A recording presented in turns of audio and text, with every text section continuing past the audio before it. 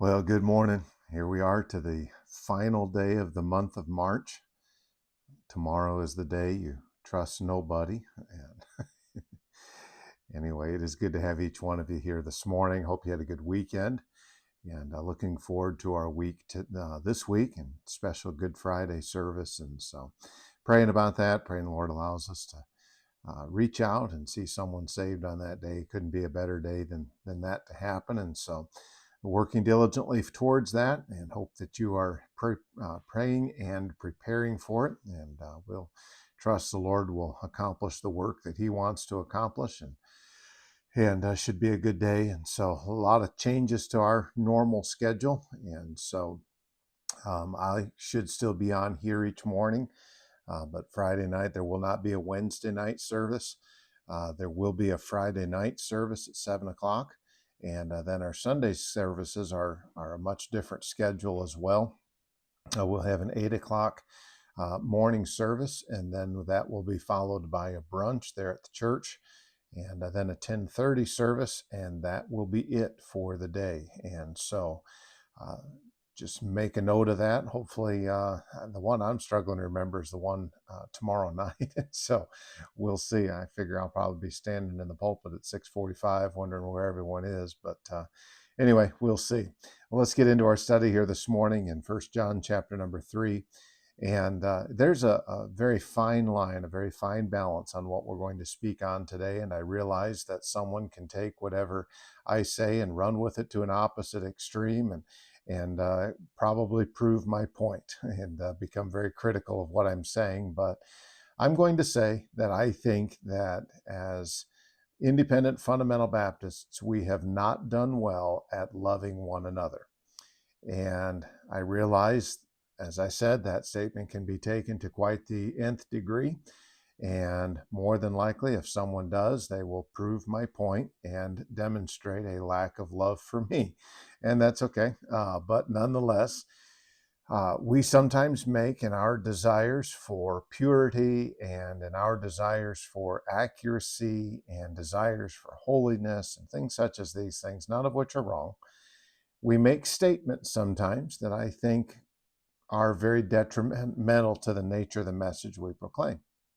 We might get caught up in the moment as a preacher. I've done this. I try not to, but especially over the last several years, I've really made a conscious effort to try not to. But sometimes we get caught up in the moment and we make some very foolish statements about people and their appearance or people and what they may do or not do. And we use a very broad brush and we run that broad brush across virtually everyone. And before long, what we have done is we have alienated and isolated the very ones we're trying to reach.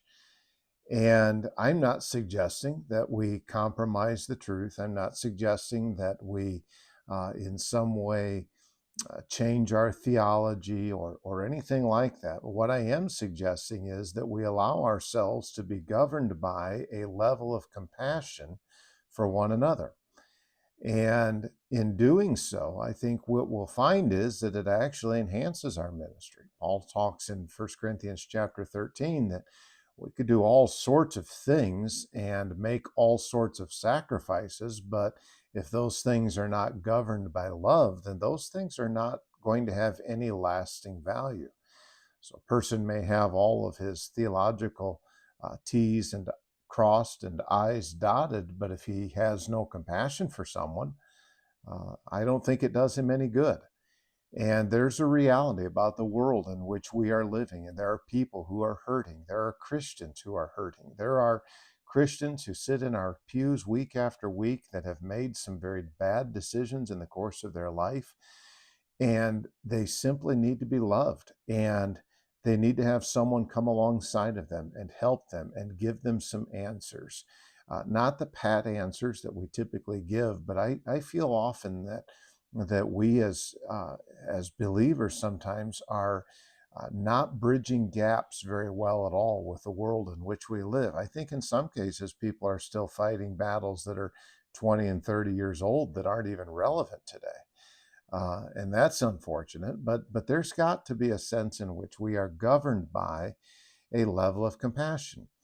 Jesus taught his disciples in John chapter number 13 that there's a reality that things are going to change. And he says in John 13 that there's a new standard, so to speak, by which people are to love. He says in verse 34, a new commandment I give unto you, that ye love one another. Here's the standard, though: as I have loved you, that ye also love one another. Now go back through and think and study through the Gospels with the mindset of how Jesus demonstrated his love to those disciples. And those disciples were in turn to demonstrate that kind of love to each other. And then he makes this statement in verse 35 of John 13, by this shall all men know that ye are my disciples, if ye have love one to another. We get very harsh and we get very critical sometimes with people who do not agree with us. And I think that's very unfortunate. I think there needs to be a gracious disposition. I think that we need to have a reality that says, it's okay if someone disagrees. That doesn't mean they're bad. That doesn't mean they're right. Doesn't mean they're wrong. It means they disagree. And somehow we've lost sight of this. I think some of that may be fueled from a level of insecurity, where well, you've got to be wrong if you disagree with me, and there's a distinct reality that I may be the one who's wrong, and I try not to be, especially in my interpretation of the Bible, but still, there's got to be a sense in which we look at this. Well, 1 John chapter 3, this is what he writes in this text. He says, for this is the message that you heard from the beginning, that we should love one another. Okay, this is a clear standard, a clear expectation that God has for us, and this is not something that is new per se. In fact, even if you go back to the Old Testament, you still find that they were to love their neighbors as themselves. However, in John 13, the standard is different. The standard there is, as I have loved you, and that may very well be what John is going back to in his own reference to this. And he uses a negative illustration to make his point, not as Cain, who is of that wicked one, reference to Satan, and slew his brother. And the implication is that he killed him quite violently. Now, we do not know the exact means by which he did so, but we find in Genesis chapter 4 this particular account. And then he asks this question: wherefore, or why did he why did he kill him? Wherefore slew he him? Why did he kill him? Well, here's the answer: because his own works were evil and his brother's righteous. It's nothing more than jealousy. His brothers were righteous, his works, however, Cain's were evil. And so there's a reality then that Cain said, well, you know what, I'm just going to eliminate him. And that's exactly what he did. And then he makes this statement in verse 13. He says, marvel not, my brethren, if the world hates you. Now, we go from the relationship amongst each other as believers to the relationship now with the world. Well, there's a reality that the world may very well hate us. That's okay. Well, that should not be something that causes us to be in amazement. This is not something that ought to be jaw-dropping for us. This is a reality. Okay? Now, there's, I think, probably different levels of this. You look at some regions that, if you're a Christian, you're risking your life. Well, we're not living on that kind of a level of hatred, but that doesn't mean that our message is popular. And that doesn't mean that everyone's just going to love who we are or love what we represent. So there should not be an amazement that the world in some way doesn't like us, but yet it doesn't justify us hating them in return. And again, look, I don't know. Maybe I'm just the weird guy here. I don't know, but it seems to me as though, as a preacher, I need to be able to reach people where they are. I'm not suggesting that I am condoning their lifestyle or approving it in any way. However, I have to accept that person as a person where he is, with the struggles that he has and the decisions that he's made, even though they may be like, are you kidding me kind of decisions. I still have to have and be governed by a level of compassion for them. And until I am governed that way, I think that we're really going to find ourselves ineffective in a lot of ways. And I think we're going to alienate unnecessarily, not because of pure doctrine, okay?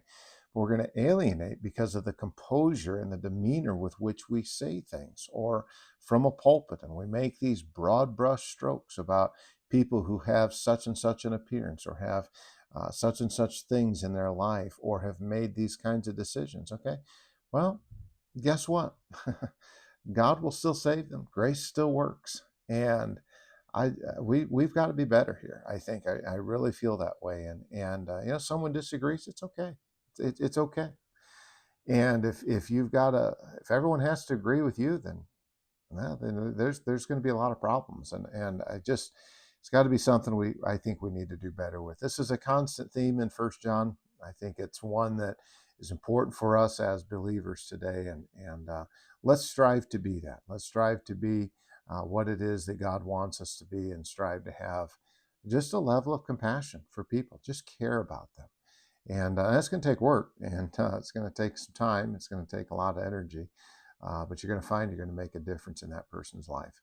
Well, we got an opportunity to demonstrate compassion tonight. Kids Zone will be at 5:45 with a meal, 6:30.